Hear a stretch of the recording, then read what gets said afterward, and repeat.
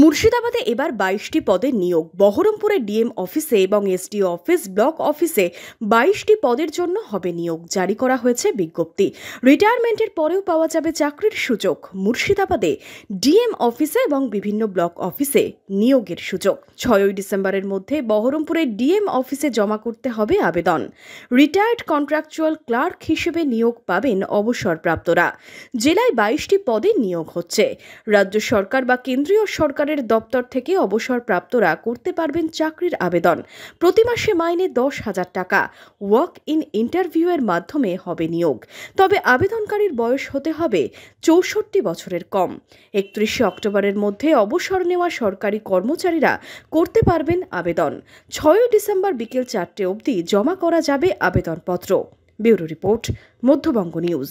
মনোবীক্ষণ polyclinic, চিকিৎসার জগতে এক দশক। এখন এখানে সব বিষয়ে ডাক্তারবাবু একসাথে তলায়। ফোন করুন 7477799515 এই নম্বরে।